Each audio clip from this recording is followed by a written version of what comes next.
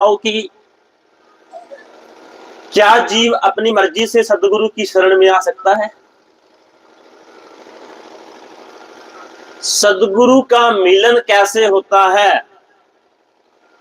जब स्वयं साहिब जीव के ऊपर क्या कृपा करते हैं, और जा पर कृपा साहिब की होई ता पर कृपा करे सदगुरु। सत साहिब। परंतु ये मार्ग इतना आसान नहीं है, इसीलिए तो आज भीड़ बहुत ज्यादा है। कबीर मार्ग कठिन है, इसको ध्यान से समझना। आप सभी इधर ध्यान दो बस। कबीर मार्ग कठिन है, कायर का नहीं काम, इस पे चले कोई सूरमा, आठों पहर संग्राम। ये वो मार्ग है। इतना कठिन मार्ग क्यों है? क्योंकि जीव को यही समझ नहीं आता कि मेरा स्वरूप क्या है। इन आंखों से हमें जो दिखाई देता है, हम केवल उसको सच मान लेते हैं। इन आंखों से हमें जो भी दृश्यमान है, जो भी दिखाई दे रहा है, ये जीव केवल उसको सच मानता है। पर लेकिन इसमें थोड़ा शक भी खोट नहीं चलता। भक्ति पंथ बहु कठिन है, भक्ति पंथ बहु कठिन है, और रति न चाले खोट, निराधार का खेल है और अधरधार की चोट। और भक्ति दुवैली गुरन की, नहीं कायर का काम, शीश उतारे हाथ सो और ताही मिले निज धाम। जागो लोगो मत सोवो, न करो नींद से प्यार, जैसे सपना रहने का, ऐसा ये संसार, जैसे सपना रहने का, ऐसा ये संसार। अवसर पार पार नहीं आवे। सभी लोग शब्दों की ओर ध्यान दें कि अवसर पार पार नहीं आवे, अवसर पार पार नहीं आवे। जो ये मनुष्य का जन्म है, ये हमें बार बार मिलने वाला नहीं है। कबीर साहब इस शब्द के माध्यम से जगत के लोगों को जगा रहे हैं कि जागो लोगों मत सोवो और ना करो नींद से प्यार, जैसे सपना रहने का ऐसा यह है संसार। अवसर पार पार नहीं आवे, अवसर पार पार नहीं आवे। जो चाहो कर देव भला, कर देव भला, जन्म जन्म सुख पाए, जन्म जन्म सुख पाए। अवसर पार पार नहीं आवे, अवसर पार पार नहीं आवे। जीव को अगर अपना कल्याण चाहना है, मुक्ति चाहनी है, अपना भला कराना है, जन्म जन्म का सुख प्राप्त करना है, तो वो अवसर अब हमें मिला हुआ। वो कौन सा अवसर है? ये मानव का शरीर, जिसे हम पूरे जीवन भर खाने पीने व्यापार धंधे में गवा देते हैं। उसके लिए कबीर साहब क्या कह रहे हैं? तन मन तन में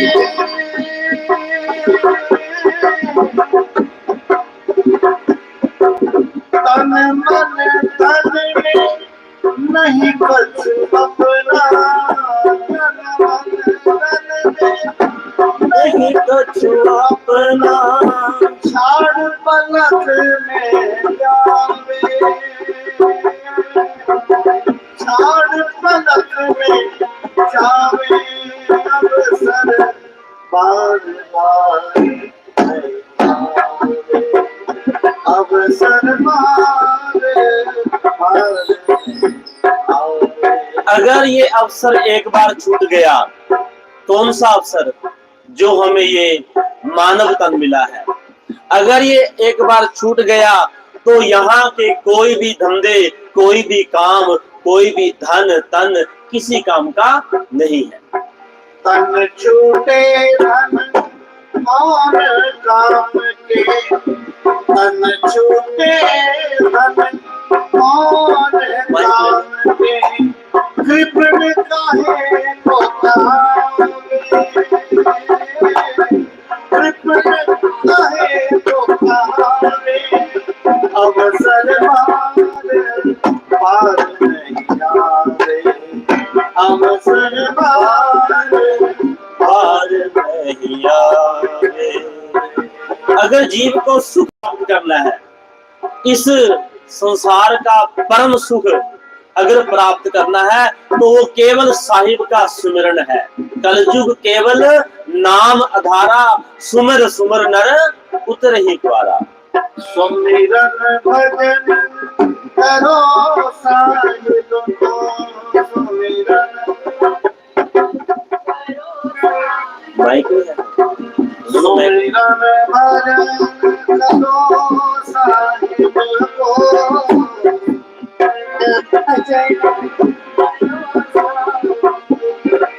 जासे जीव सुख पावे, जासे जीव सुख पावे, अवसर पार नहीं आवे, अवसर पार नहीं आवे। जम के गणों से जिसे डर लगता है, जिसको यहाँ के जन्म और मरण से डर लगता है, तो वो कबीर साहब जी का वो पंथ है, जिस पंथ पर पैर रखने के बाद जीव को जो जम के गण है वो सताते नहीं। कहीं कबीर पग धरे पंथ पर, कहीं कबीर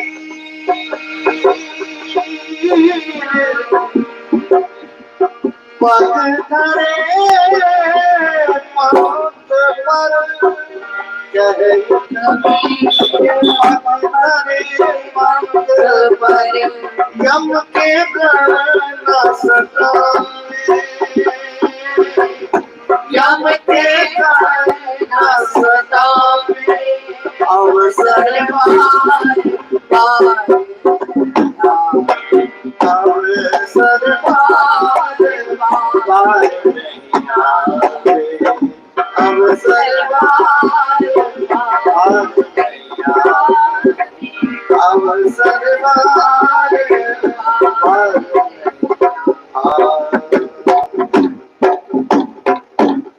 बोलिए सतगुरुदेव की जय। बंदी छोड़ कबीर साहिब की जय। ये वो भक्ति मार्ग है। इस भाव में कबीर साहब जी ने जगत के लोगों को जगाया है। कहे कबीर सुनो भाई लोई। अब लोई शब्द इसमें आता है। सभी कहते हैं कबीर साहब जी की शादी हुई थी, उनकी पत्नी का नाम क्या था? लोई। लेकिन ये गलत बात है। कबीर साहब जी का विवाह नहीं हुआ, जगत के लोगों जान लो। लोई शब्द है लोगों के लिए, कहे कबीर सुनो। और लोई, लोई का मतलब वो अपनी पत्नी को नहीं कह रहे। उनके 2 पुत्र थे। अच्छा, शादी नहीं हुई, पुत्र थे। क्योंकि यहाँ पे तो जो नाद और बिंद का खेल है, बिंद का जो खेल है, इन्होंने ग्रहण नहीं किया। मैं उन कबीर की बात कर रहा हूं। और वो सतगुरु कबीर साहब जगत के लोगों को जगाने के लिए आए, जो जीव जन्मों जन्मों से सोया पड़ा है।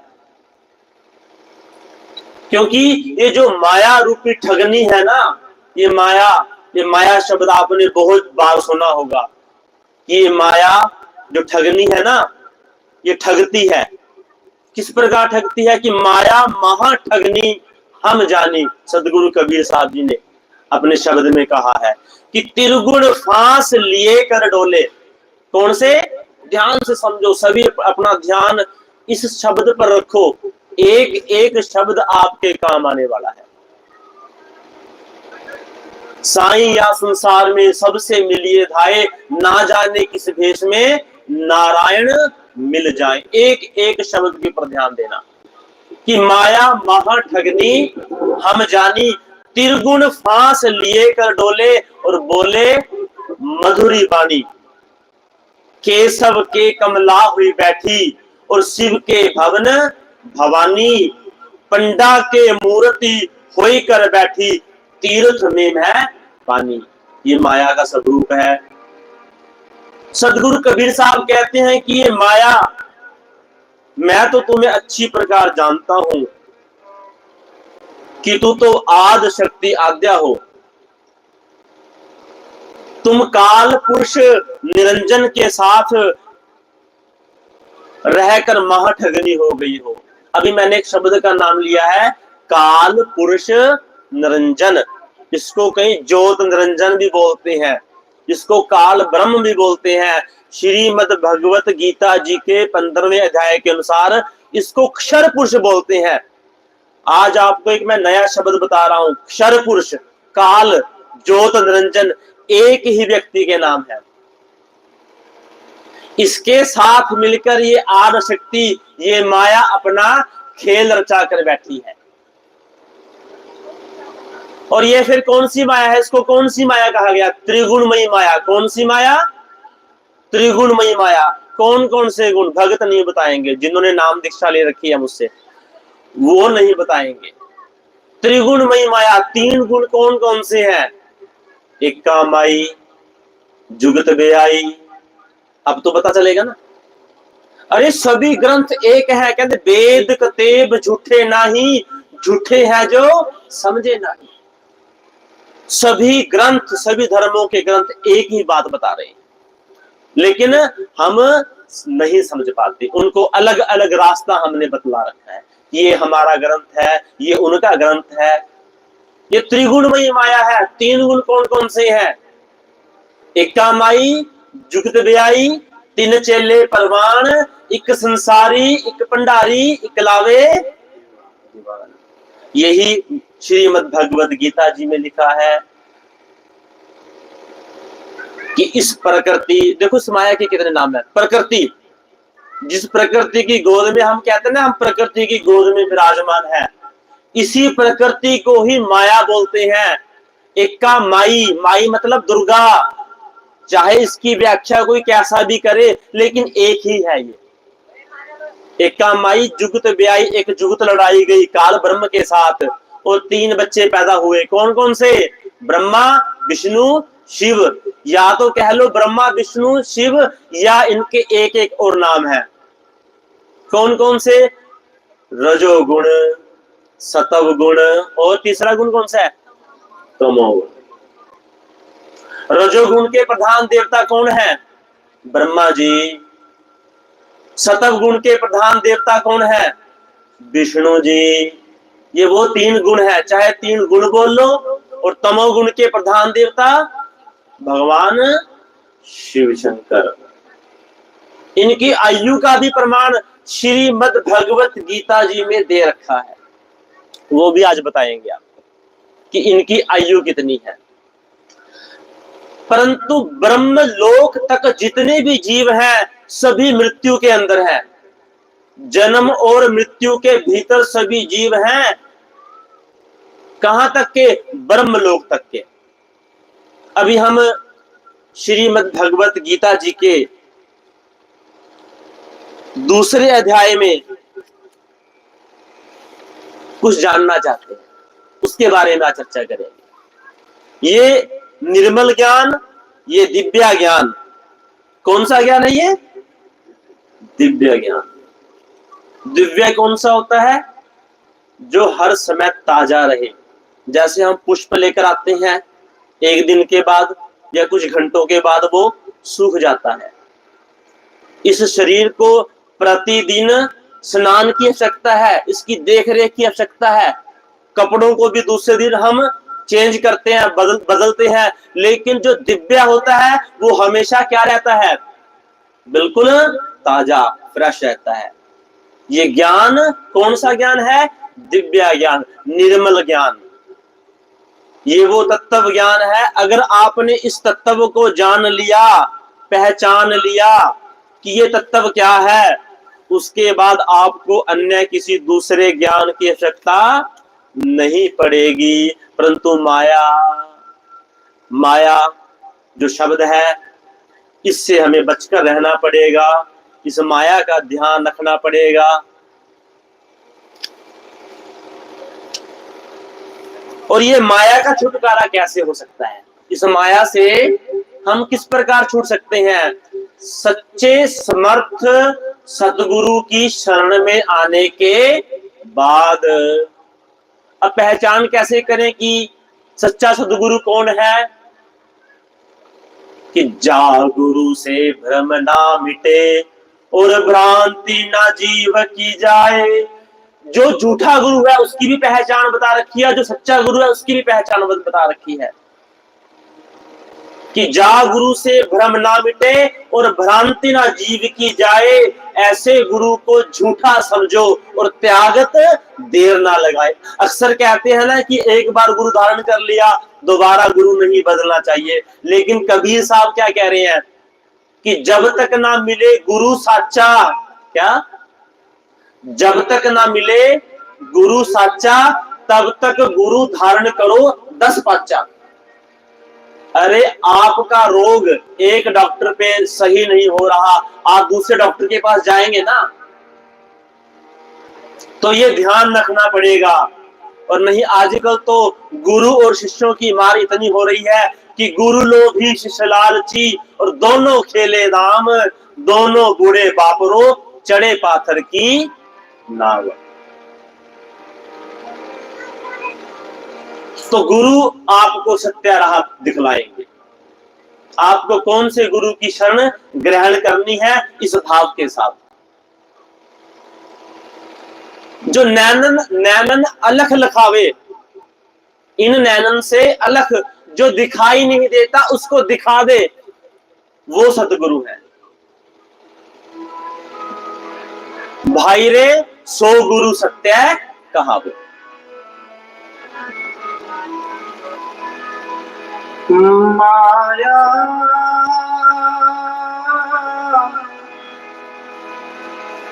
महाठगनी हम जान।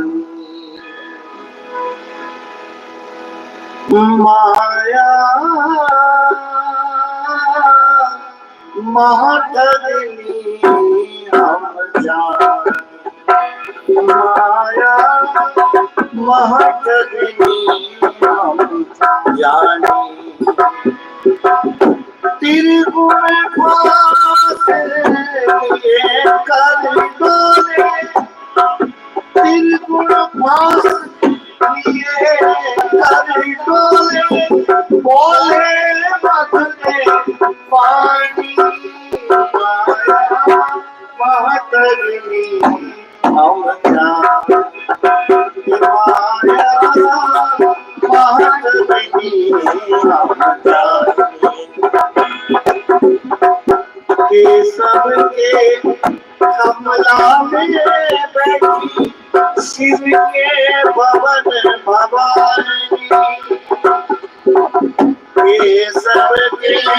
कमला में बैठी शिव के भवन भवानी।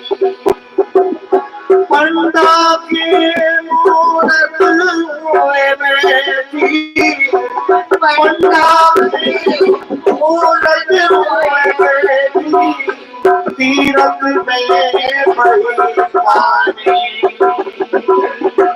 माँ जगनी हम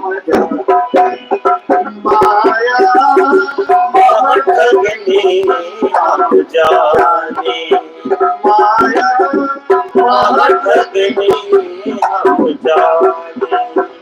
योगी के यौवन हुए बैठी, योगी के यौवन हुए बैठी, राजा के घर रानी,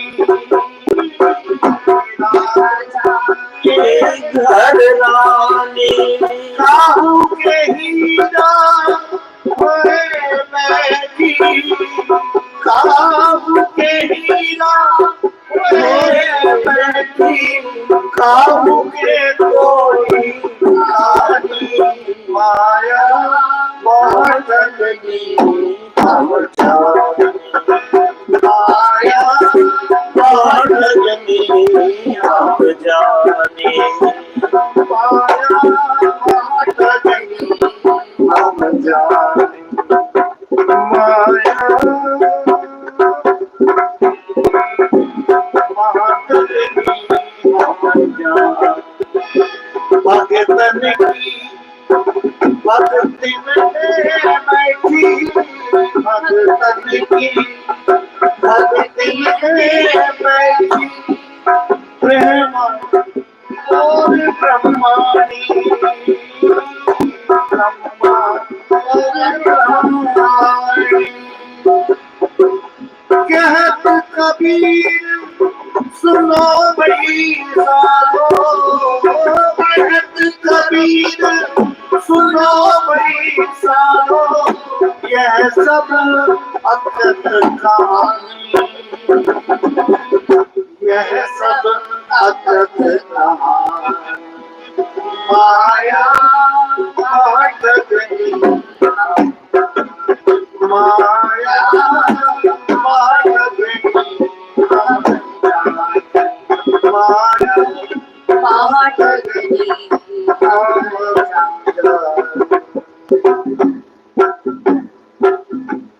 ये आपको माया का स्वरूप इस शब्द के माध्यम से आपको बतलाया है कि ये माया क्या है, ये किस किस रूप में जीव को ठग लेती है।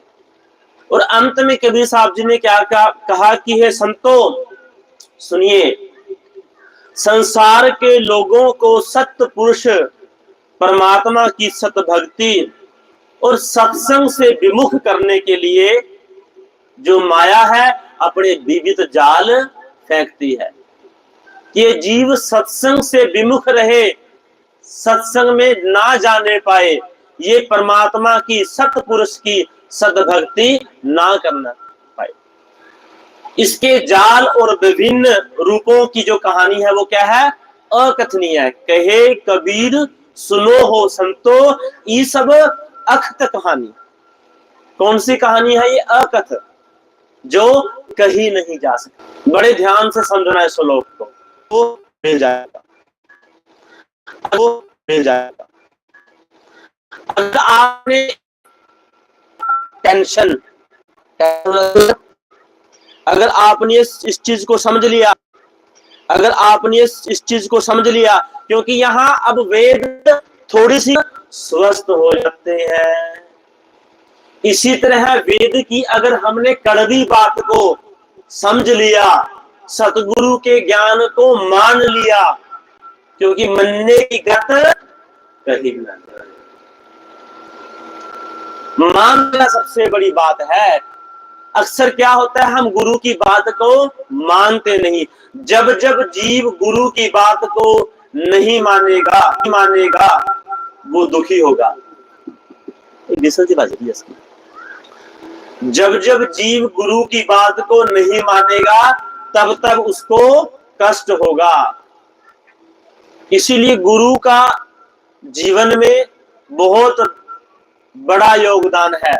सबसे बड़ा अगर योगदान जीव के लिए है वो केवल गुरु के द्वारा दिया हुआ ज्ञान है। अब सुनो, भगवान श्री कृष्ण का कह रहे हैं कि अर्जुन, ध्यान से समझना गोपी जी, जो भोगों में तन्मय हो रहे हैं, एक एक शब्द बोलूंगा एज इट इज, उसको समझने का प्रयत्न करना, आपके काम आएगा।